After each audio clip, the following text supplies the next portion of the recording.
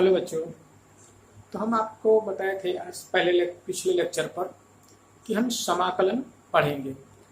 समाकलन के बारे में हमने थोड़ा जाना भी था कि समाकलन होता क्या है। अब इस लेक्चर में हम ये जानेंगे कि समाकलन करते कैसे, किसी भी फलन का समाकलन कैसे किया जाता है। अभी तक तो हम ये जानने की कोशिश किए हैं कि समाकलन होता क्या है, और अभी तक आपको जितना बताया गया समाकलन क्या होता है पिछले लेक्चर पे, वो अभी पूरा नहीं है, यानी पर्याप्त नहीं। अभी हम उस पर आपको और भी डिटेल बताएंगे कि समाकलन होता क्या है, लेकिन उसको समझने के लिए आपको पहले समाकलन किया कैसे जाता है ये इसको भी समझना आवश्यक है। इसलिए हम आज ये पढ़ेंगे कि समाकलन किया कैसे जाता है। तो यहाँ पर पहले आप समाकलन की परिभाषा लिखेंगे, उससे पहले आप हेडिंग डाल लें समाकलन, तो उसकी परिभाषा लिख लीजिए। समाकलन हम कहते हैं किसको है, ठीक। तो लिखें किसी फलन का अवकलन ज्ञात करने, किसी फलन का अवकलन ज्ञात करने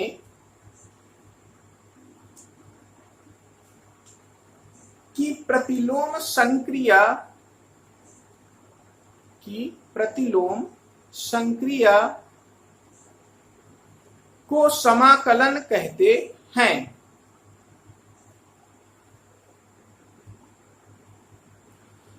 यानी अवकलन जो हम ज्ञात करते थे, तो जिस विधि द्वारा जिसके लिए हम अवकलन ज्ञात करते थे, अब उसी का प्रतिलोम जस्ट अपोजिट अगर हम करते हैं तो वो हमारा क्या कहलाता है, समाकलन कहलाता है। यहाँ पर हम समझेंगे, जैसे यहाँ पर देखें किसी भी फलन fx, कोई फलन हमारा है fx, हम इसका अवकलन कर दें dy by dx। इसका अगर हम अवकलन करते हैं तो ये हमारा आता है, मान लेते हैं f डैश x, यानी ये अवकलन है। अब यहाँ पर हम इस फंक्शन का अवकलन किए, इस फलन का अवकलन करते हैं तो हमें ये फलन प्राप्त हो जाता है। अब ये जो फलन हमें प्राप्त हो रहा है, इस फलन का अगर हम समाकलन करते हैं तो फिर से हमें वही फलन प्राप्त हो जाएगा जिस फलन का अवकलन किए थे। तो यानी अगर इस फलन का हम समाकलन करेंगे तो अवकलन हो गया, समाकलन करते हैं तो जस्ट इसी का अपोजिट f डैश x। अब ये फलन है जो इसका अवकलन करने पे जो हमें उत्तर प्राप्त हुआ था, अब उस उत्तर का हम समाकलन अगर करते हैं तो समाकलन का चिन्ह ये होता है जिसे समाकलन चिन्ह कहते हैं। और ये समाकलन चिन्ह अंग्रेजी का अक्षर जो यस होता है उसी का एक विकृत रूप है, यानी उसी का एक बिगड़ा हुआ या परिवर्तित रूप है। तो ये समाकलन का चिन्ह हो गया।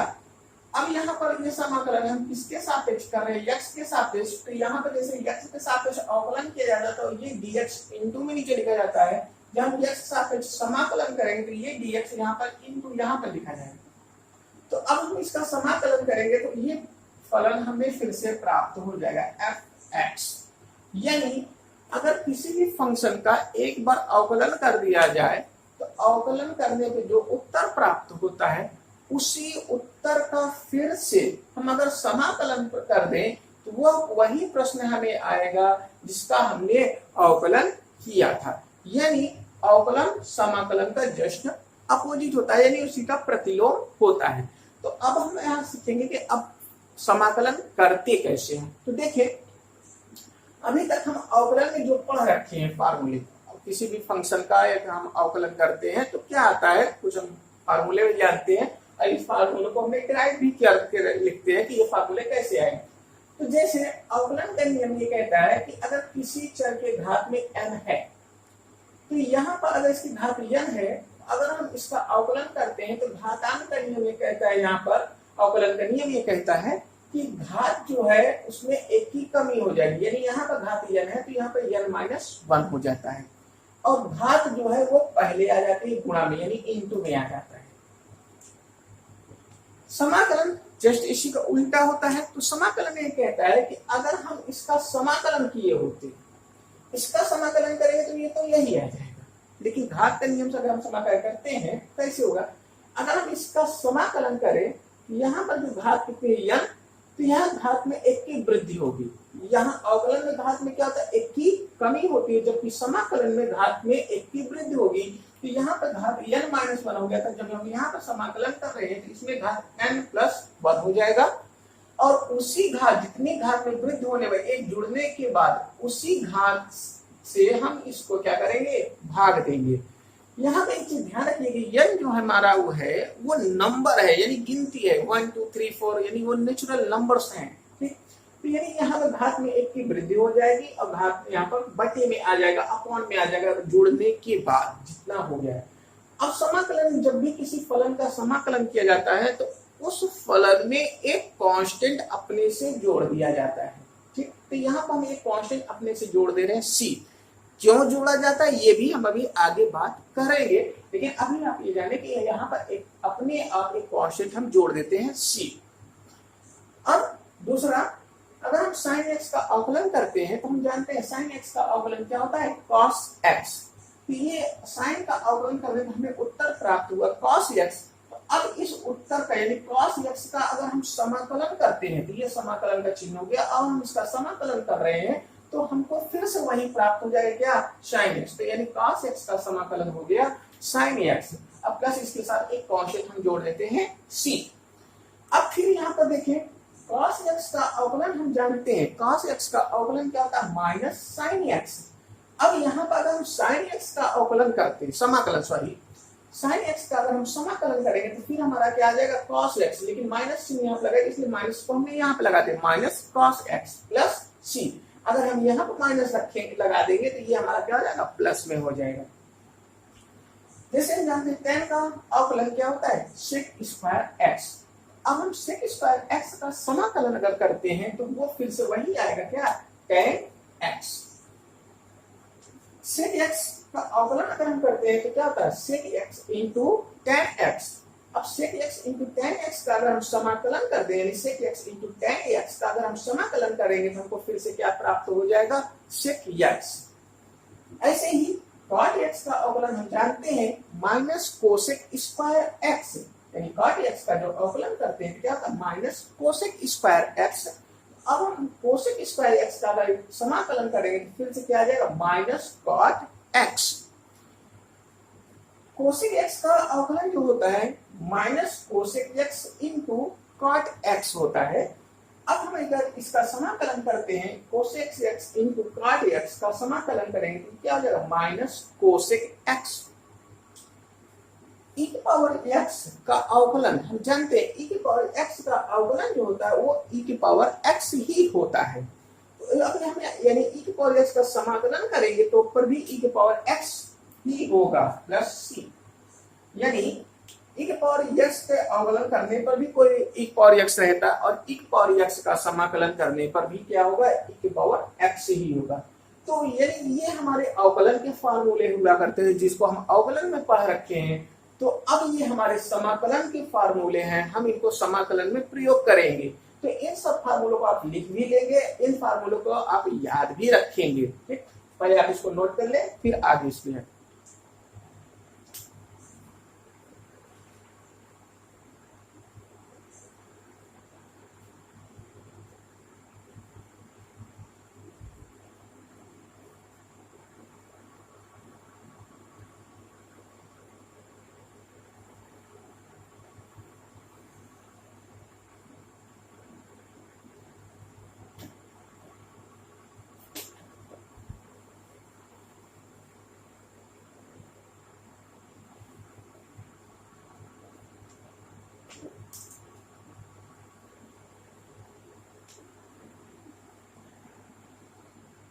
चलिए देखते हैं।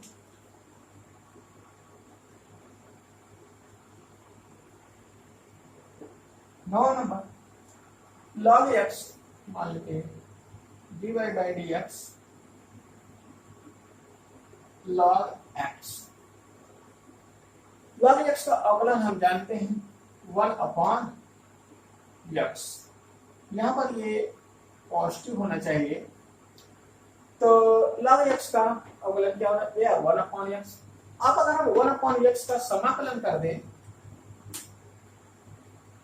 1/x dx इसका हम समाकलन करें, फिर से हमारा क्या आएगा, log x प्लस सी। इसी प्रकार से dy by dx a to power x। a to power x का मतलब a क्या है, कोई कांस्टेंट संख्या है, यानी कोई नंबर हो, जैसे 2। अब 2 के घात का अगर हम x लिख दिए, यानी एक संख्या के ऊपर अगर घात हो, वो भी घात क्या हो, वेरिएबल हो, x हो, यानी उसका अवकलन क्या होता है, a के power x into log a base e। अब अगर हम इसका समाकलन कर दें,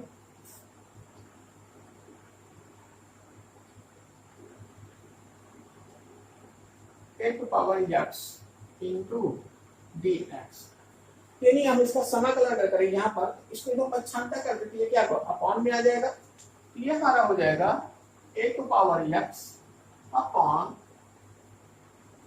log a बेस e। यानी यही सूत्र से अगर हम कहें इसका समाकलन है, ये कांस्टेंट है, इसको पक्षांतर करके अपॉन में आ जाएगा प्लस c। अब यहां से देखें, और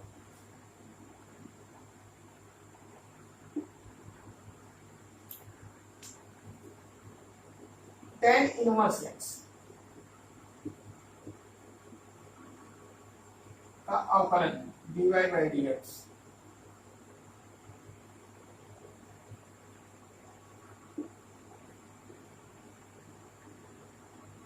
dy by dx tan inverse x, या पहले हम लिख लेते हैं sin inverse x।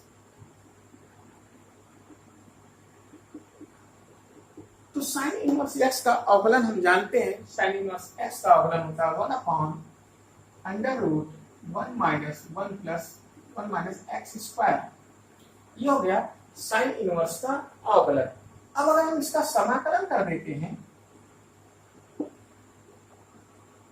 1 upon under root 1 minus x square d x, इसका अगर हम समाकलन करेंगे तो फिर से हमें प्राप्त हो जाएगा साइन इनवर्स x प्लस सी। यानी हम इसका समाकलन करते हैं तो हमें फिर से वही प्राप्त हो जाएगा।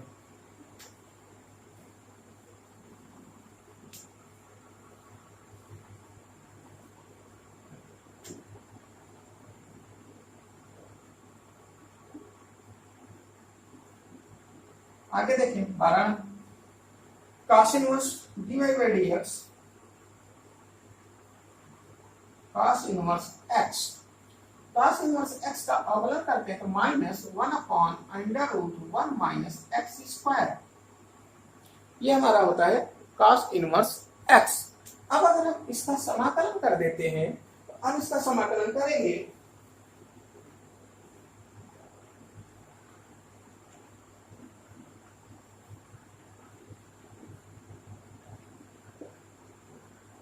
Minus 1 upon under root 1 minus x square into d x. इसका समाकलन करें तो हमारा फिर से आ जाएगा cos इनवर्स x प्लस सी। tan इनवर्स को देखें, dy by dx tan inverse x, tan inverse x का हम जानते हैं अवकलन होता है 1 अपॉन एक्स स्क्वायर। अब अगर हम इसका समाकलन करेंगे,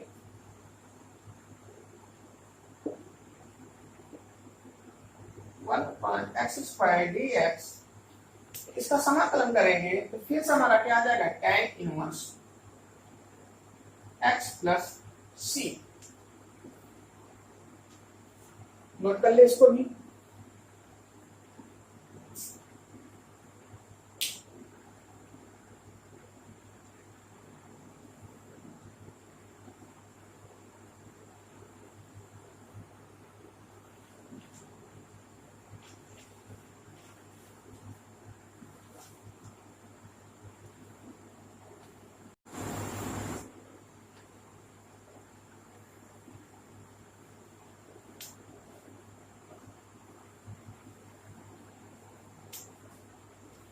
अब देखें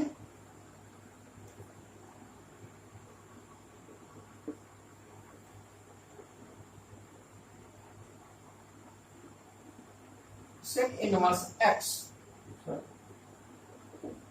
dx, इसका अगर हम अवकलन करते हैं,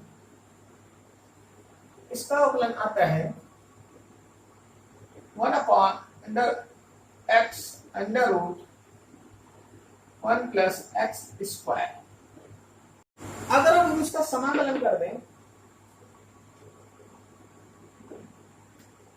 1/x under root 1 plus x square dx, तो अब इसका हम समाकलन करेंगे तो अब हमारा ये हो जाएगा, ये आपका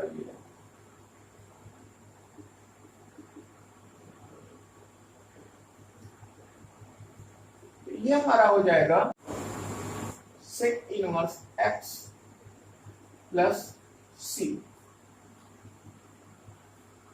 तो इतने ही फार्मूले हम पहले प्रयोग करते हैं, ठीक। तो यहां तक हम इसको लिख लेते हैं। तो ये फार्मूले आप नोट कर ले। अब इस पे आधारित जो प्रश्न है, सवाल है, हम उसको करेंगे, ठीक। पहले आप इसको नोट कर ले।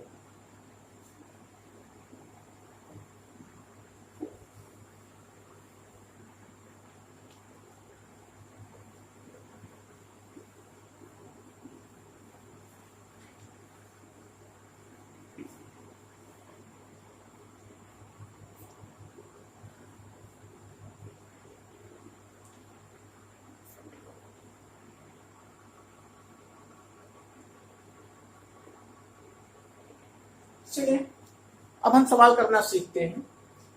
तो सबसे पहले जो हम फार्मूला पढ़े हैं उसी पे आधारित सवाल करेंगे। तो x घात 5 जो हमने सबसे पहला फार्मूला पढ़ा था, x घात n का समाकलन, इसी पे आधारित हम ये प्रश्न ले रहे हैं, x घात 5 का समाकलन। तो देखिए इसका समाकलन क्या होगा। यहाँ पर घात का इस सूत्र में हमने देखा, इसका समाकलन हमने क्या बताया था कि घात जो है उसमें एक की वृद्धि हो जाती है n+1। ये घात जितना भी लिखा रहेगा उसमें क्या होगा, एक जुड़ जाएगा। जुड़ने के बाद ये घात जितनी हो जाएगी उतने से ही हमें क्या करना पड़ता था, भाग देना पड़ता था, और फिर एक कांस्टेंट लगाते थे c। उसी प्रकार से अब यहाँ पर हम देखेंगे, ये हमारा इसका हम समाकलन करेंगे। इसका समाकलन हो गया x घात 5 पहले ही है, 5 में अब एक जुड़ जाएगा। अब यहाँ पे जितना हो गया उतने से हमको भाग देना, यानी 5 प्लस 1 से भाग देंगे प्लस c, यानी ये हमारा उत्तर क्या हुआ, x घात 6/6 प्लस c, ये हमारा आंसर हो गया। और इसी तरीके से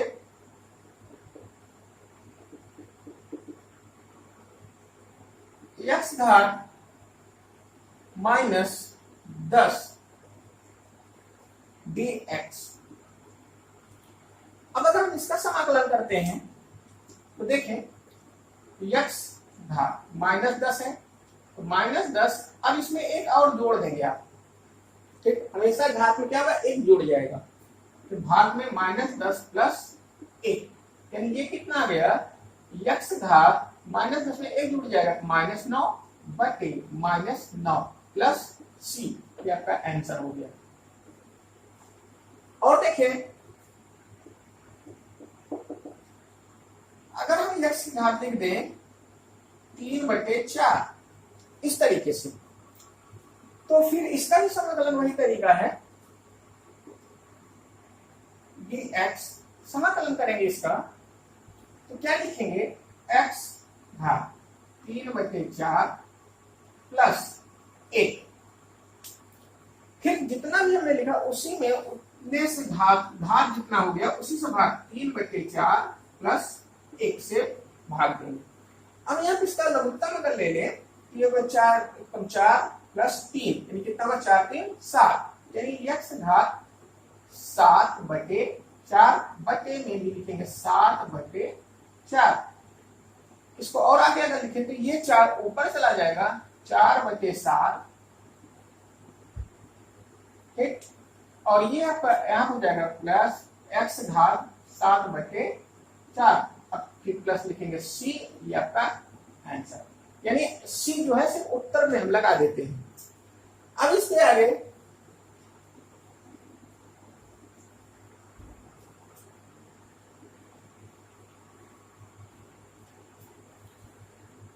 और देखिए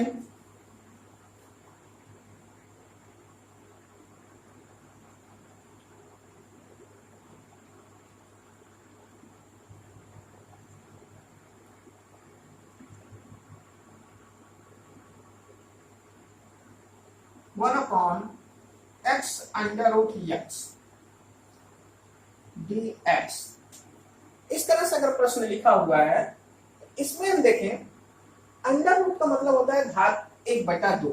अभी हम इसका समाकलन नहीं करें, इस सवाल को थोड़ा सरल तरीके से लिख रहे हैं। यक्स अंडर रूट को लिखेंगे x घात 1/2 dx। अब इसका समाकलन नहीं हुआ है, जब समाकलन हम कर देते हैं तो ये समाकलन के जो चिन्ह है वो हट जाते हैं। इस बात को आप ध्यान रखें, जब तक चिन्ह लगा हुआ है तब तक समाकलन नहीं हुआ है। अब यहाँ पर हम जानते हैं यहाँ पर x घात 1 है, यहाँ पर घात x 1/2 है। इस 1 में इसको जोड़ दें तो ये हमारा हो जाएगा 1/x घात 1 और 1 जोड़ दे 3/2 dx। अभी भी समाकलन नहीं हुआ है। अब इस x को हम पहले ऊपर ले जाएं, x घात हो गया -3/2 dx। अब ये फलन समाकलन करने योग्य है। अभी तक ये फलन समाकलन करने योग्य नहीं था, तो इस फलन को हम इस प्रकार से सरल करते हैं कि वह फलन समाकलन करने योग्य हो जाए, यानी उसमें कोई भी हम सूत्र का प्रयोग करके उसका समाकलन करें। तो जिस भी फलन में आप ये देखें कि वो फलन समाकलन करने योग्य नहीं दिख रहा है, तो उसमें आप इस प्रकार से उसको सरल करें कि वो समाकलन करने योग्य बन जाए, और जब वो उस तरीके से बन जाए तब हम उसके आगे उसका समाकलन करते हैं। तो यहाँ पर अब देखें तो ये घात हो गया -3/2। हमारा जो नियम कहता है कि घात में 1 की वृद्धि हो जाएगी। अब हम इसका समाकलन करेंगे तो x घात -3/2 प्लस 1 बटे -3/2 प्लस 1। अब इसमें समाकलन कर दिए हैं। अब इसमें घात इसको जोड़े, ये आपका हो जाएगा, इसमें जोड़ेंगे 2 ये -3 तो -1/2, यानी ऊपर आ जाए x घात -1/2 और नीचे में लिखेंगे -1/2। तो इसको आप कर लेंगे और सिंप्लीफाई करेंगे, इसको थोड़ा इधर लिख दे रहे हैं। तो यहाँ पर आपका हो गया x घात -1/2 नीचे भी लिख देंगे -1/2। ये 2 ऊपर आ जाएगा आपका, तो आपका ये हो गया -2x घात -1/2 प्लस c। ये आपका आंसर हो गया। इस पूरे को आप नोट कर लेंगे। ये तो फार्मूला था, इसी फार्मूले का बेस ये सारे सवाल हैं।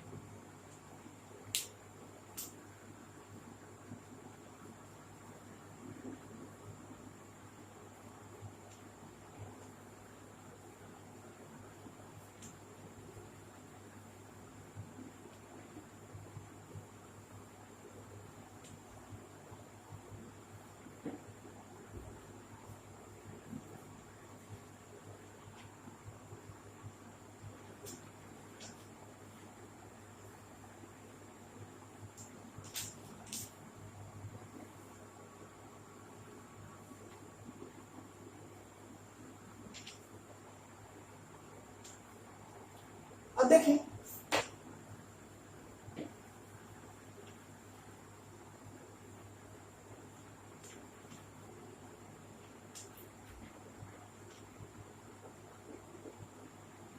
उसके आगे जो भी नंबर हो, देखें जैसे अगर हमको लिख दिया गया समाकलन दिया हुआ है, समाकलन 5 कोसेक x dx।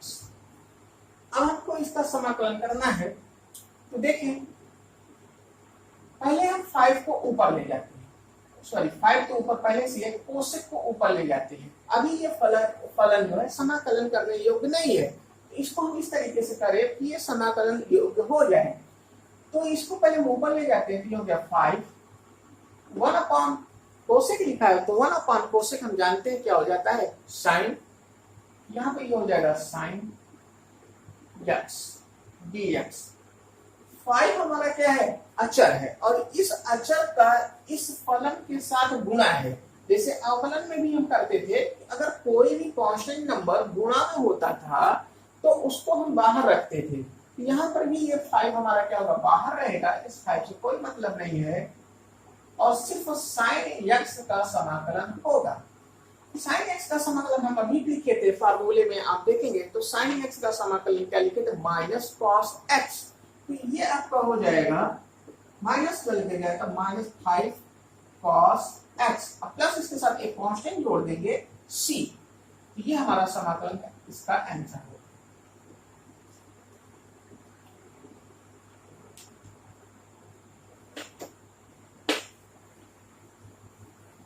नोट कर लेंगे।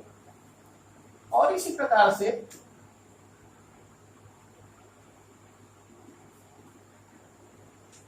सवाल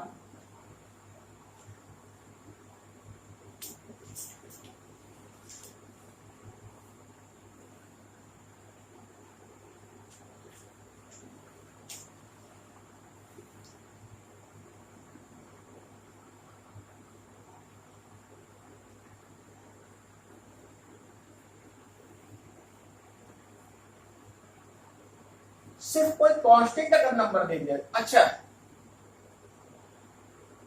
ये फार्मूले के रूप में क्या लिख सकते हैं,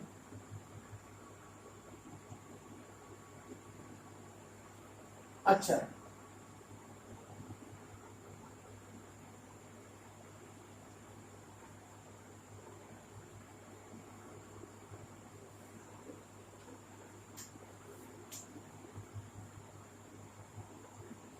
ये फार्मूला है आपका, कह सकते हैं।